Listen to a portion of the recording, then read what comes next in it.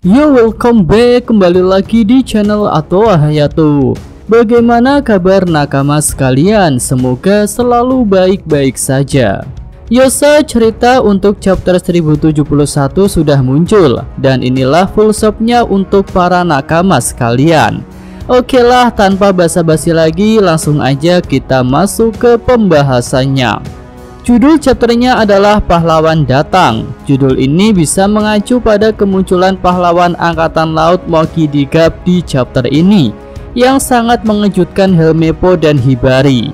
Lanjut kita masuk ke ceritanya. Bagian awal menunjukkan Saibo Kuma yang sedang terbang dengan kecepatan tinggi. Kuma pun akhirnya mendarat dengan cara menabrak Redland, dan itu benturan yang keras hingga menimbulkan ledakan. Ledakan itu membuat orang-orang di sana menjadi panik. Lalu diperlihatkan Saibo Kuma tergeletak di jalan dengan tubuh penuh luka. Keadaan Kuma terlihat sangat menyedihkan. Tapi walaupun begitu, Kuma masih bisa bangkit. Dengan sisa-sisa tenaganya, Kuma menatap ke bagian atas Redland. Sepertinya Kuma masih akan memaksakan diri untuk pergi ke Mariejoa. Ya, di sini mungkin Kuma memang masih dikendalikan oleh para Gorosei, dan bisa saja Kuma kembali ke Mariejoa dengan membawa informasi penting tentang Revo Army. Jika hal itu benar, maka Revo Army tentu akan dalam bahaya. Selanjutnya, scene menunjukkan Pulau Egghead. Di sini para CP0 masih melihat ke atas, ke bagian lab Vegapunk yang punya perlindungan laser. Lucci terlihat tidak mau menunggu kedatangan pasukan angkatan laut, dan para krucu CP0 bersiap dengan senjata mereka. Nah, kita beralih ke bagian atas lab. Di sini semua Vegapunk berkumpul. Mereka sedang berkemas-kemas. Vegapunk asli sudah membawa tas besar di punggungnya. Sementara itu, Lilith malah membawa sebuah pistol besar. Tampaknya Vegapunk Lilith punya niatan untuk bertarung. Lalu untuk Vegapunk York masih menjalankan tugas-tugasnya yang sangat penting, yaitu makan, dan makan. Perut York pun jadi tampak membesar. Nah, setelah makan kenyang, Vegapunk York melanjutkan tugasnya, yaitu tidur. Wah, mantap sekali.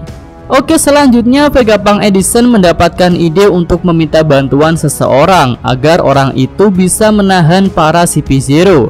Tapi Edison merasa tidak enak jika melibatkan orang itu, karena dia juga akan dicap sebagai seorang pengkhianat oleh pemerintah dunia. Tapi Vegapunk asli tanpa ragu langsung melakukan panggilan kepada orang itu. Nah, sosok misterius diperlihatkan hanya Denden Mushinya saja, dan dia pun bersedia membantu Vegapunk karena punya hutang budi.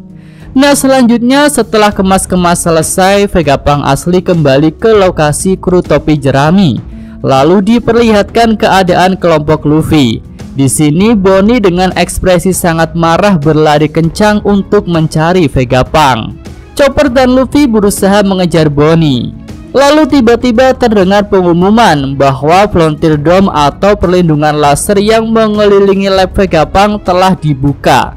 Hal itu membuat para Vegapunk terkejut. Pythagoras langsung berusaha untuk menutupnya lagi, tapi sepertinya hal itu butuh waktu. Sementara itu, CP0 pun jadi terkejut karena hilangnya perlindungan lab Vegapunk itu.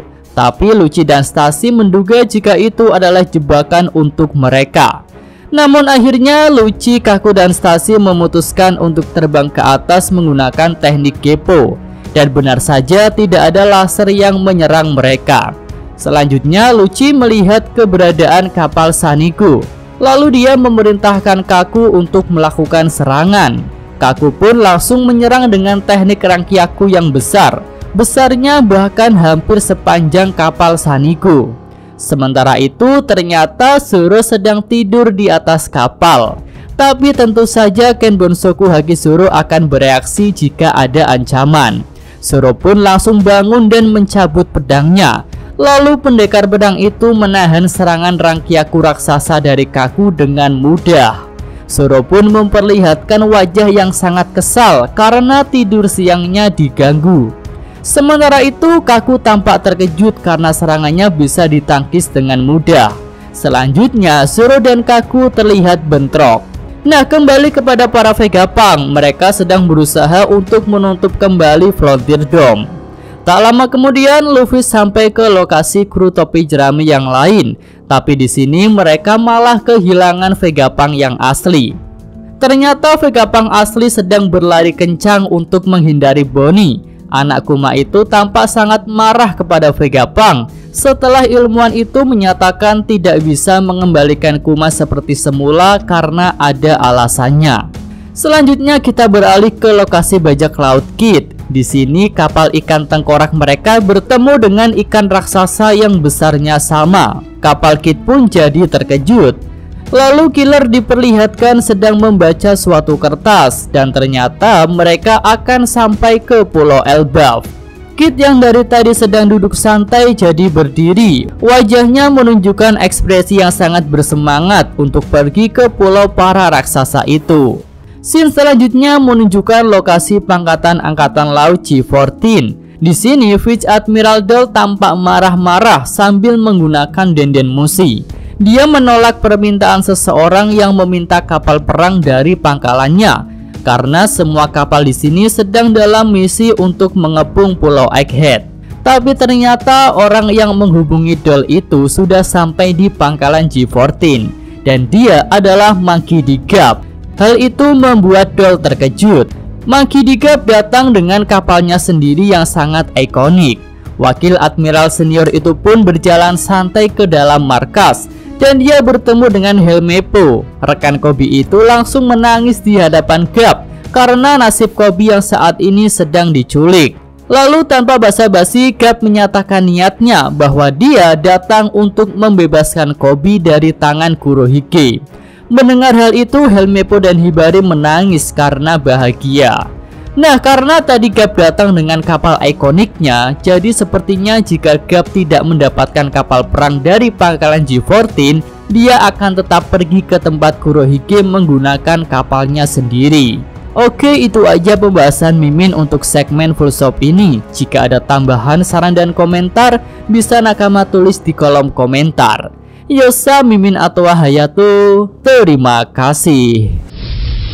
Oke, sampai di sini aja video kali ini. Semoga nakama sekalian menyukainya. Terima kasih udah nonton. Jangan lupa like-nya dan subscribe channel Atoa Hayato. Yo!